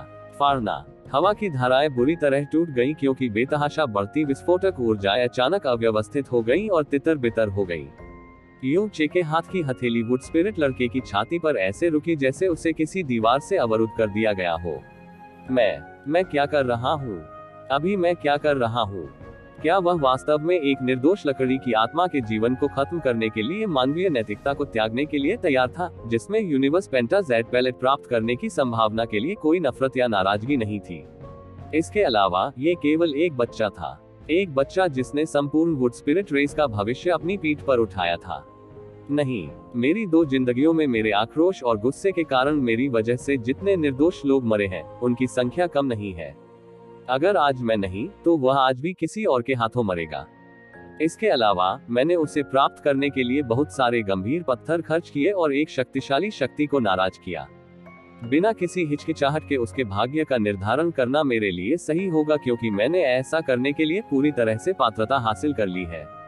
उसके शरीर में वुड स्पिरिट ऑर्ब है जिसकी मुझे सबसे ज्यादा जरूरत है। अगर मैं यह अवसर चूक गया तो शायद मैं ऐसा नहीं कर पाऊंगा। प्रोफाउंड गॉड कन्वेंशन से पहले एक और उपयुक्त वुड स्पिरिट ऑर्ब खोजे। मैं जैस्मीन से दोबारा नहीं मिल पाऊंगा। उद्धरण चिन्ह ... उद्धरण चिन्ह। यू चे की छाती जोर से फूल गई क्योंकि उसकी आंखों में जटिल और अराजक भावनाएं उभर आईं। उसकी हथेली जो वुड स्पिरिट लड़के की छाती को लगभग छू रही थी, वास्तव में हिंसक रूप से कांपने लगी थी। बार बार युन चे ने अपने कार्यों को उचित ठहराया, लेकिन उसकी हथेली, जिससे आसानी से किसी भी क्षण लड़के की जान लेने में सक्षम होना चाहिए था, अब थोड़ी सी भी गहन ऊर्जा इकट्ठा करने में सक्षम नहीं थी। इसमें झिझकने की क्या बात है? बहुत देर तक सब कुछ शांत था। ऐसा लग रहा था मानो दुनिया उन दोनों के इर्द गिर्द रुक गई हो। भयभीत वुड स्पिरिट लड़के ने यू चे को देखा। उसका चेहरा अभी भी भय से पीला सफेद था। उसकी जरा भी हिलने की हिम्मत नहीं हुई। रात की बर्फीली ठंडी हवा के दोबारा चलने के बाद ही यू चे की सांसें अचानक भारी हो गईं, जैसे कि उसने अभी अभी अपने जीवन की लड़ाई पूरी की हो। यू चे ने धीरे धीरे अपने हाथों को भींच लिया और फिर धीरे धीरे उन्हें ढीला कर दिया। उद्धरण चिन्ह ... जाओ, तुरंत चले जाओ। जैसे ही वह मुड़ा और अंधेरी रात के आसमान की ओर देखने के लिए अपना सिर उठाया, उसकी दृष्टि धुंधली होने लगी। हालांकि किसी कारण से उनका हृदय और आत्मा शांति से भर गए थे। ऐसा क्यों होगा? कहाँ बदल गया हूँ मैं? वुड स्पिरिट लड़का आश्चर्यचकित खड़ा था। उसे इस पर बिल्कुल भी विश्वास नहीं हो रहा था। तुरंत भागने के बजाय उसकी आवाज कांप उठी। सच में? तुम सच में मुझे जाने दे रहे हो? उद्धरण चिन्ह ... उद्धरण चिन्ह। यू चे ने गहरी सांस ली। शाही खून की लकड़ी की भावना। उनका वुड स्पिरिट और पूरे ईश्वर क्षेत्र में एक अतुलनीय रूप से प्रतिष्ठित खजाना होगा। यू चे ने एक बड़ी कीमत चुकाई थी और आखिरकार उसे पा लिया, और परिणामस्वरूप वह एक बार फिर जैस्मीन से मिलने के करीब एक कदम आगे बढ़ गया था। हालांकि वह खुद को अंतिम उपाय करने के लिए तैयार नहीं कर सका। वह ये भी नहीं समझ पा रहा था कि वह क्या सोच रहा है, वह उसे जाने क्यों दे रहा है। मैं एक बार एक राक्षस था जिसने पूरे शहर को बेरहमी से जहर देकर मार डाला था।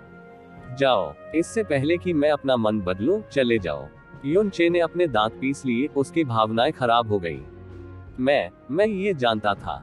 आप निश्चित रूप से एक अच्छे इंसान हैं। लड़के ने अपने चेहरे पर आंसू पोंछे। वह धीरे धीरे और सावधानी से दूर चला गया। उसकी नजर युन चे से कभी नहीं हटी।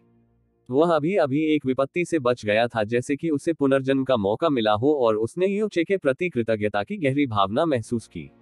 अच्छा इंसान। जब मूव जुआनिन ने पहले वुड स्पिरिट रेस के बारे में बात की थी, तो उन्होंने ये भी उल्लेख किया था कि वुड स्पिरिट्स की शुद्ध और निर्दोष आत्माएं अन्य जीवित प्राणियों की दुर्भावना या शत्रुता को महसूस कर सकती हैं। उसके हाथ अनगिनत लोगों के खून से रंगे हुए थे। जब उस लकड़ी की आत्मा ने उसकी आत्मा को महसूस किया, तो क्या वह वास्तव में एक अच्छे इंसान की आत्मा थी? वह अपने आप पर फूट फूट कर हंसा।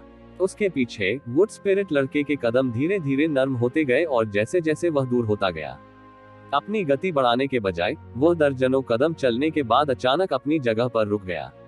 वरिष्ठ, वह चिल्लाया। उद्धरण चिन्ह ... उद्धरण चिन्ह। यू चे ने अपनी आंखों में तीव्र चमक के साथ पलटकर कहा, यदि आप अभी भी नहीं जाएंगे, तो मैं अपना मन बदल सकता हूं और आप कभी भी जाने के बारे में भूल सकते हैं। मैं हिम्मत नहीं करूंगा। वुड स्पिरिट लड़के ने अपना सिर हिलाया। उसने अचानक और बहादुरी से अपना सिर उठाया। वरिष्ठ, क्या मैं एक अनुरोध कर सकता हूँ? क्या आप कृपया मेरे साथ घर जा सकते हैं? अगर मैं अकेला रहूंगा, तो मैं तुरंत उनके कब्जे में आ जाऊंगा। उद्धरण चिन्ह ... उद्धरण चिन्ह। यू चे कुछ देर तक चुपचाप खड़ा रहा। लकड़ी की आत्मा की परिभाषित विशेषताएं बहुत प्रमुख थी और वह सही थे। भले ही उसे रिहा कर दिया गया हो, एक लकड़ी की आत्मा अकेले ही डाकिया शहर में घूम रही थी और बस एक बार फिर से पकड़े जाने की मांग कर रही थी। शायद उसे मौके पर ही मार भी दिया जा रहा था। आपका घर? हाँ। वुड स्पिरिट लड़के ने तुरंत अपना सिर हिलाया और दक्षिण की ओर इशारा किया। मेरा घर शहर से ज्यादा दूर नहीं है। वरिष्ठ बहुत मजबूत हैं। जब तक हम इस दिशा में और डाकिया शहर से बाहर रहेंगे, हम बहुत जल्दी वहां पहुंच जाएंगे। कृपया वरिष्ठ। यू चे की आंखें हिल रही थी और उसका दिल तेजी से धड़क रहा था। फिर उसने वुड स्पिरिट बॉय को पकड़कर एक कदम आगे बढ़ाया। चल दर। उसने बस उसे छोड़ने का फैसला कर लिया था, और अब उसने इतनी आसानी से उसे घर वापस ले जाने का फैसला कर लिया था। आखिर मैं क्या कर रहा हूँ? भूल जाओ। चूंकि मैंने उसे रिहा करने का फैसला किया है, मैं हर तरह से एक अच्छा इंसान बन सकता हूँ। यदि वह डाकिया लोगों के हाथों में पड़ जाता, तो मैं भी उसे व्यर्थ ही छोड़ देता। रात के अंधेरे में दक्षिण की ओर दौड़ते हुए युन चे ने गति पकड़ते हुए अपने दिल में खुद से बात की। वरिष्ठ, धन्यवाद। मुझे पता था कि मैं अपनी इंद्रियों पर भरोसा कर सकता हूँ। आप सचमुच बहुत अच्छे इंसान हैं। वुड स्पिरिट बॉय ने कृतज्ञता पूर्वक कहा। तुम्हारा नाम क्या है? यू चे ने पूछा। मेरा नाम हे लिन है, लड़के ने उत्तर दिया। यू चे ने उसे रिहा कर दिया था और अब वह घर की यात्रा में भी उसकी रक्षा कर रहा था। वह अब डर नहीं रहा था और अब अंतहीन कृतज्ञता से भर गया था। उसने जिन हरी आंखों से यू चे को देखा वह और भी चमक उठी। क्या मैं जान सकता हूँ कि मुझे वरिष्ठ को कैसे संबोधित करना चाहिए? तुम्हें मेरा नाम जानने की जरूरत नहीं है और मुझे सीनियर कहना बंद करो। मैं संभवतः आपसे केवल लगभग 10 वर्ष ही बड़ा हूँ। युन चे ने अपने दिल में उठ रही प्रचंड लहरों को शांत करने और दबाने की कोशिश करते हुए बिना किसी भावना के उत्तर दिया। हे लिन का जबड़ा टूट गया, उसके चेहरे पर सदमे की लहर फैल गई। काफी देर के बाद उसने कहा, तो यह वास्तव में बड़ा भाई है। बड़े भाई, आप सचमुच बहुत मजबूत हैं, सचमुच बहुत मजबूत हैं। वे भयानक लोग भी आपसे कुछ ही चालों में परास्त हो गए। मैंने सोचा कि बड़ा भाई बहुत बड़ा था। उसकी आवाज और उसकी आंखों की चमक से यू चे को गहरी और भावुक पूजा की भावना दिखाई दे रही थी। मैंने सुना है कि डाकिया शहर में लंबे समय से वुड स्पिरिट प्रजाति का शिकार करने और उन्हें मारने का इतिहास रहा है। आपका घर इतनी खतरनाक जगह के इतना करीब कैसे हो सकता है? यू चे ने पूछा। युन चे की बातें सुनकर हे लिन कुछ देर के लिए पूरी तरह से चुप हो गया। जब युन चे को लगा कि वह जवाब देने को तैयार नहीं है, तो हे लिन ने धीरे से कहा, मध्य और ऊपरी तारा क्षेत्र की तुलना में ये निचला सितारा क्षेत्र वास्तव में सबसे सुरक्षित है। अगर हमें पता चल गया तो हम शायद यहाँ से भागने में सक्षम हो जाएंगे। इसके अलावा हमारे वर्तमान घर में एक महान प्राकृतिक शक्ति है जो हमारी रक्षा करती है। मैं और मेरे कुल के लोग वहाँ 2 साल से रह रहे हैं और उन्हें पता भी नहीं चला। तुम्हारा कबीला, तुम में से कितने बचे हैं? हे लिन थोड़ी देर के लिए झिझका और फिर उत्तर दिया, मेरे वे साथी जो मेरे साथ हैं। हमारे पास केवल 100 लोग ही बचे हैं। जबकि मुझे पकड़ लिया गया है, वे निश्चित रूप से बहुत चिंतित रहे होंगे और यदि उन्होंने मुझे खोजने के लिए वह स्थान छोड़ दिया तो परिणाम गंभीर हो सकते हैं। हे लिन, इस साल आपकी उम्र कितनी है? मैं 11 साल का हूँ। और आपकी एक बड़ी बहन है? यू चे ने लापरवाही से पूछा। एमेन, उसने धीरे से उत्तर दिया और उसकी आवाज धीरे धीरे बंद हो गई। 3 साल पहले उस भयानक आपदा के दौरान मेरी बहन और मेरी रक्षा के लिए माँ और पिताजी वे उसके बाद मैं और मेरी बहन अलग हो गए। मैंने उसे तब से नहीं देखा है, लेकिन मुझे विश्वास है कि बहन निश्चित रूप से जीवित है। मैं इसे समझ सकता हूँ। यू चे ने आगे जांच नहीं की। अनाथ, उसका आखिरी जीवित रिश्तेदार लापता। वह महज 11 साल का लड़का था, फिर भी उसने अनगिनत अकल्पनीय, क्रूर और कठिन परिस्थितियों का अनुभव किया था। यह उसकी गलती नहीं थी या यह उसके कार्यों का परिणाम था। ये सब इसलिए था क्योंकि वह एक लकड़ी की आत्मा थी, एक शाही लकड़ी की आत्मा। वे एक ऐसी जाति थे जिन्हें प्रकृति की शुद्धतम शक्तियां विरासत में मिली, लेकिन यह एक आशीर्वाद होने के बजाय ये सबसे क्रूर अभिशाप था। एक बार डाकिया शहर से बाहर निकलने के बाद यू चे नहीं रुके। वह उस दिशा में आगे बढ़ा जिस दिशा में हे लिन ने इशारा किया था। लगभग आधे घंटे बाद वह जंगल के उस हिस्से में चला गया जिसका कोई अंत नहीं था। जिस घर की आप बात कर रहे हैं, क्या वह इसी जंगल के भीतर है? यू चे ने पूछा। हाँ, हे लिन ने अब दक्षिण पूर्व की ओर इशारा किया। घर के बिल्कुल करीब होने के कारण वह कुछ ज्यादा ही उत्साहित रहने लगा। उस दिशा में मैं पहले से ही इसकी आभा को महसूस कर सकता हूँ। ये बहुत अच्छा है। वे तेजी से जंगल में चले गए और अंततः कुछ ही समय बाद रुक गए। आगे ऊंचे ऊंचे प्राचीन पेड़ अनगिनत बड़ी और गहरी हरी काली लताओं से लिपटे हुए खड़े थे। बेलों ने उनका रास्ता रोक दिया था, जो आंख देख सकती थी उससे भी कहीं आगे तक फैली हुई थी। जैसे ही युन चे ने झिझक के साथ देखा, हे लिन उत्साह के साथ आगे बढ़ा। उसने अपने हाथों से एक सौम्य इशारा किया और तुरंत घनी हरी काली लताएं जीवंत हो उठी। वे तेजी से झुकने और हिलने लगी, एक संकीर्ण मार्ग बनाने के लिए पर्याप्त रूप से खुलने लगी। बड़े भाई, जल्दी यहाँ आओ।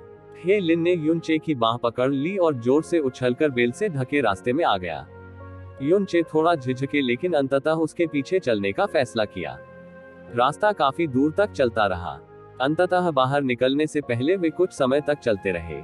जब वे आखिरकार निकास द्वार से बाहर निकले, ठीक उसी समय सामने से खतरे का आभास अचानक उन तक पहुंच गया। दर्जनों हरी काली लताएं अचानक टूटकर गिर पड़ी, जैसे किसी बहुत बड़े दानव के दांत हो। युन चे ने अपनी गहन ऊर्जा का उपयोग किया, लेकिन हे लिन बिल्कुल भी विचलित नहीं हुआ और आगे बढ़ता रहा। उसने अपनी भुजाओं से हल्की सी धक्का देने वाली हरकत की। हरी रोशनी की एक चमक दिखाई दी और लताएं अचानक अपनी जगह पर जम गईं और वे तुरंत पीछे हटने लगी। दादी किंग ये, आंटी कुई, अंकल म्यूहान, मैं वापस आ गया हूँ, मैं वापस आ गया हूँ। उनकी आंखों के सामने दुनिया हजारों पौधों वाला एक मैदान थी। हरी घास प्रचुर मात्रा में थी, जबकि पत्तियों और वनस्पतियों में अविश्वसनीय मात्रा में जेड ग्रीन प्रकृति ऊर्जा थी। हवा इतनी ताजा थी कि इससे शांति और स्पष्टता का एहसास हुआ। थोड़ा आगे बढ़ने पर विचित्र फूल और पौधे प्रचुर मात्रा में थे। चारों ओर तितलियां उड़ने लगी। ये स्थान तुलना से परे सुंदर था। यदि किसी ने इस स्थान पर कदम रखा तो वे शायद यही सोचेंगे कि उन्होंने एक अवास्तविक अमर वंडरलैंड में कदम रखा है। हे लिन की चमकीली कुरकुरी आवाज इस छोटी सी अमर जैसी दुनिया में घूमती रही। लिन, लिनेर, लाइना, युवा पितृसत्ता। ये युवा पितृसत्ता है। लिना, शांत दुनिया अचानक खुशी की उत्साहित चीखों के दृश्य में बदल गई। एक एक करके प्राचीन पेड़ों और लाखों फूलों से जेड हरी आकृतियां उभरी। वे पागलपन से हे लिन की ओर दौड़ पड़े। उनमें से एक बाकियों से अधिक उम्र का लग रहा था। वह थोड़ी अजीबता के साथ चला और उसने हे लिन को कसकर गले लगा लिया। इससे पहले कि वह बोलता, उसके पुराने आंसू बहने लगे। लिना, क्या ये सचमुच तुम हो? तुम सच में वापस आ गए। हमने सबसे बुरी कल्पना की थी कि तुम्हें इंसानों ने पकड़ लिया था। ये बहुत अच्छा है, तुम सुरक्षित और स्वस्थ हो, भगवान का शुक्र है। बाकी लोग इकट्ठे हो गए और उसे घेर लिया। उनमें से प्रत्येक की आंखों में आंसू थे, उनकी आंखों में उत्साह। उनमें से प्रत्येक के बाल पन्ना के रंग के थे, फ्लोराइड जैसी आंखें और नुकीले लंबे कान थे। उनकी त्वचा जेड की तरह निर्दोष थी। बिना किसी संदेह के वे छिपी हुई लकड़ी की आत्मा की जाति थे, साथ ही कबीले के सदस्य जिनके बारे में हेलिन बात कर रहे थे। उनकी संख्या वैसी ही थी जैसी हेलिन ने बताई थी, लगभग 100। उनकी उत्साहित प्रतिक्रियाओं से कोई ये देख सकता था कि हेलिन एक अत्यंत महत्वपूर्ण अस्तित्व था। वह रॉयल वुड स्पिरिट वंशावली रखने वाला एकमात्र पुरुष था। यद्यपि वह अभी भी युवा था, फिर भी उसने वुड स्पिरिट रेस की आखिरी उम्मीद होने का बोझ उठाया। मुझे खेद है दादी किंग ये, मुझे सभी को खेद है। मैंने इस बार सभी को चिंतित कर दिया है। हे लिन की आंखों में आंसू उमड़ आए। मुझे वास्तव में इंसानों ने पकड़ लिया था। हे लिन के शब्दों ने उपस्थित सभी लकड़ी आत्माओं को चौंका दिया। लेकिन मेरी मुलाकात एक बहुत अच्छे इंसान और वास्तव में बहुत शक्तिशाली बड़े भाई से हुई। ये वह था जिसने मुझे बचाया और मुझे यहाँ वापस भी लाया। हे लिन ने अपने आंसू पोंछे और तेजी से युनचे की तरफ भागा। वह बड़ा भाई है, अगर वह नहीं होता तो अब तक मेरे पास होता, सच में होता। अनगिनत निगाहें युनचे पर पड़ी। सबसे पुरानी लकड़ी की आत्मा, जिसे हे लिन ग्रैनी किंग ये कहते थे, धीरे धीरे आगे बढ़ी और अचानक युनचे के सामने घुटने टेकते हुए नीचे झुक गई। युनचे की पलकें झपक गई। वह बोलने ही वाला था कि उसने अचानक बाकी लकड़ी की आत्माओं को भी घुटने टेकते हुए देखा। युनचे, युवा मानव, धन्यवाद। हमारे युवा पितामह को बचाने के लिए धन्यवाद, दादी क्विंग ये ने पुरानी आवाज में कहा, जिसमें सीधे उनकी आत्मा से गंभीर कृतज्ञता की गहरी भावना थी, हालांकि अंत में थोड़ा सा डर था। हालांकि हम दुष्ट मानव जाति से नफरत करते हैं, आपने हमारे युवा पितामह को बचा लिया। अब से आप हमारे वुड स्पिरिट कबीले के महान उपकारक हैं। कृपया हमारी ओर से इस प्रणाम को छोड़ दें। युवा पितृसत्ता को खतरे का सामना करना पड़ा, लेकिन फिर ऐसे सम्माननीय व्यक्ति से मुलाकात हुई। ये निश्चित रूप से स्वर्ग में पितृसत्ता का आशीर्वाद और सुरक्षा है। एक मध्यम आयु वर्ग की लकड़ी की आत्मा चिल्लाई, जो फिर युनचे को प्रणाम करने के लिए आगे बढ़ी। उद्धरण चिन्ह ... उद्धरण चिन्ह। युनचे का मुंह थोड़ा खुला था। कुछ क्षणों के बाद उन्होंने अजीब ढंग से उत्तर दिया, ये कुछ खास नहीं था। ये सब आवश्यक नहीं है।